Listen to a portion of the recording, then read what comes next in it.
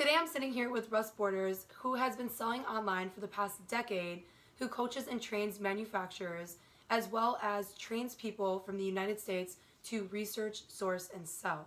So we just wanted to go over some of the commonly asked questions in regards to doing business in China. What are three common misconceptions that people have when working with China? Well, they have some positives and some negatives. The positives are they think that they could just order something up, have it sent out to them offline, and it's going to be what they want.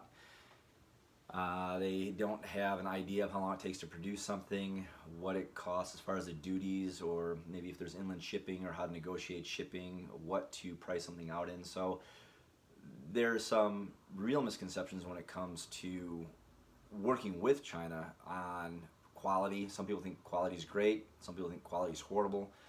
So the misconception is that you don't have to put the time and effort into actual sourcing of a good manufacturer. Then secondly, I would say the time and effort into the quality control that it takes to make certain that the product that you're receiving is the product that you're ordering. And I guess a third one would be what other people are involved. A lot of times people have this idea that I have a manufacturer and that's it, that's all I need. Well, no, you also need potentially inland shipping, potentially a forwarder, potentially a logistics agent in the US if you're selling in the US. And there's more things that are going on there that are in the works that most people don't understand. So they have this idea, again, it's a click, buy, receive the product, and that's really not how it works. And the more you understand on how to purchase and how to buy and how to negotiate, the better you become at it. And rather than paying somebody to do all this for you, which is going to be quite costly, by you learning it, you can learn the ins and outs of each individual detail, and your costs go down because you don't really need somebody to do all this for you. You just need good partners. So another misconception is partners, they think they need one. No, you need multiple partners in order to do it on a grand scale. Yeah, they will make or break your business. Yeah, it's very true. What do you think is the number one fear that hinders someone from going and selling online, just getting started? There's a few of them. The unknown. People don't know how much it's going to cost, how long it's going to take them, how to list something. So there's a lot of fear that goes into selling online. So I would say, top three would be, I don't know what to sell. What product do I sell? I have no idea what to sell. So they don't know how to really do the research on a product to figure out what to sell. The second part would be, well, I don't know how much it's going to cost. So that stops forward motion. They just don't know what it's going to cost, so they decide they're not going to get into it. And I would probably say so top three, I think the last thing would be that they don't know how long it's going to take, and they don't really have the resources once they get into it to kind of further that motion of selling online. So pretty much just not knowing how to do it, and then the fear of money and how long it's going to take and where they can take it. So those would probably be the top that I've heard people have told me about selling online, their fears. Definitely. Let's see. So I've heard this quite a bit. Is it really necessary to go to China to be able to learn the ins and the outs? Like, do you really need to go? Can you learn from just online and other resources, or? Right, no, and that's a great question. And do you need to go to China? If this is going to be your business and you are sourcing from China, then yes, you should go to China. You should meet with your manufacturers. You should understand manufacturing. Everything has moved from stock products to privatized labeling and customization. Trying to do that online is extraordinarily difficult, and you're not building up relationships online like you would build up when you go to China. Plus, going to China is much more than just meeting with a manufacturer, a factory, working with a broker that you have. It really is a matter of them understanding what it is that you want to do, what your goal is. On top of that, understanding their culture. How do you deal with their culture? It's not like dealing with somebody from the US. It's a much different, it's a more dynamic culture over there. So, saving face, how do you go about asking the questions? What are the questions that you should be asking? What can you ask? What's going to be considered offensive? When you go about negotiating, you have to be careful also when you're speaking with the manufacturers on how you're putting forth the questions that you have. All of these things are going to make a difference in them, working with you on certain levels. Then, if they can see where you're going and you've been ordering through them for quite a while, you can end up getting put on net terms and all the rest, which you're not going to get by doing it online. So, going over to China, I would say at some point, if you're going to get started online and you just want to see how it works, put out a couple listings, see how you feel about, ranking something or taking pictures, ordering off AliExpress, Alibaba, Wish, all these different places you can order from, just to get an understanding of how you sell online. Eventually, you're going to want to go over there.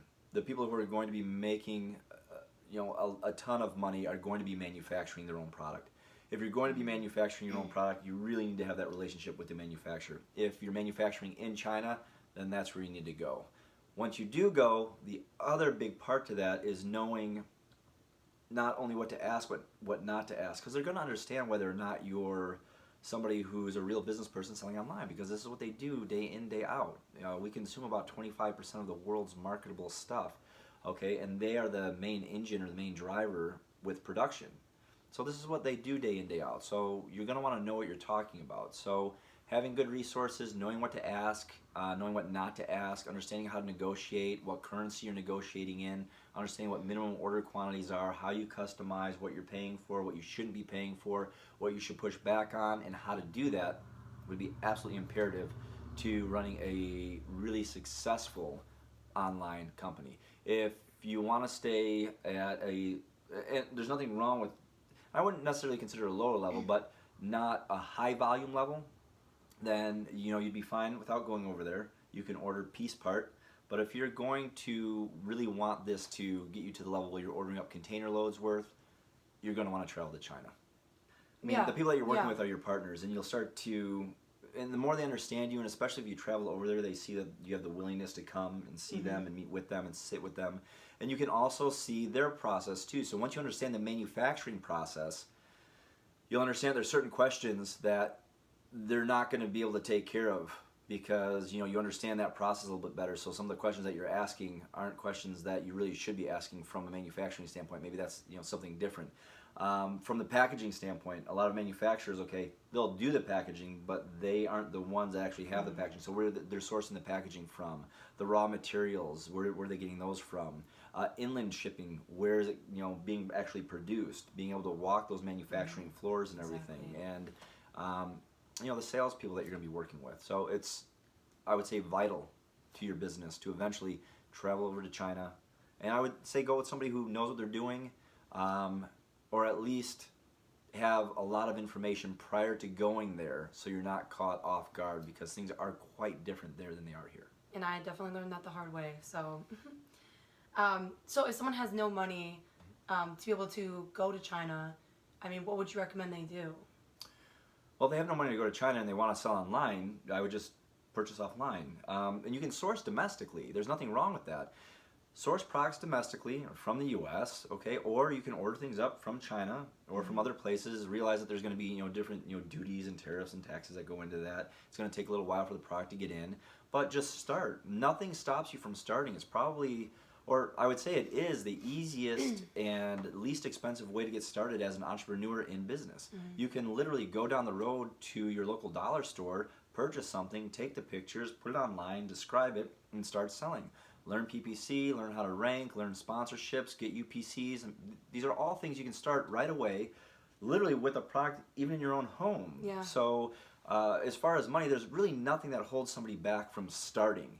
Now, from growing and really learning how to scale it to the next level, well, then you're probably going to want to start talking to people, become part of groups that people are doing things and they have been doing it for a while.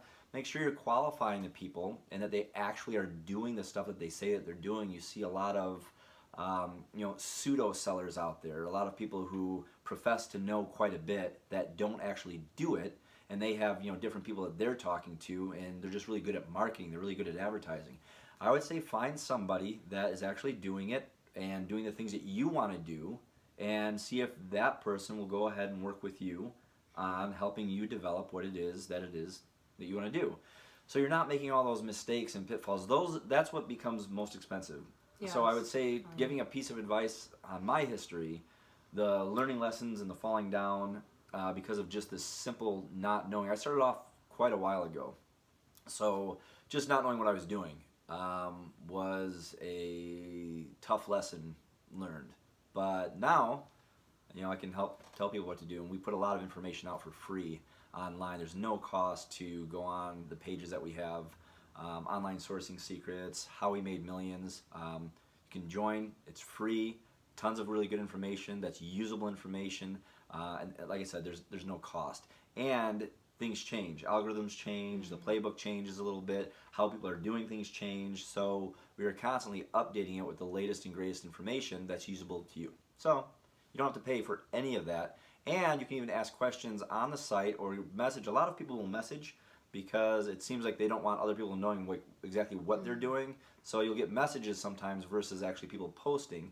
But it's a good outlet to just ask questions, to get information. And then you can take that information and you can do a checks and balances on it. You can verify whether or not that's true or whether it's not true. But you'll end up getting generally quite a bit of information that's really good, even from the people who are responding to some of the questions on there, versus what I might write or what Kayla might write on there.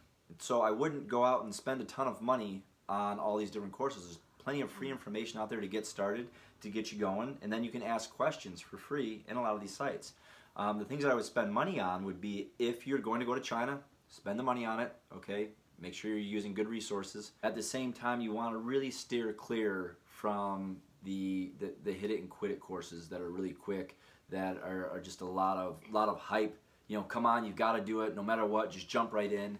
Well, make sure that it's going to be something that's going to add the value that you need, because what is for one person isn't necessarily for everybody.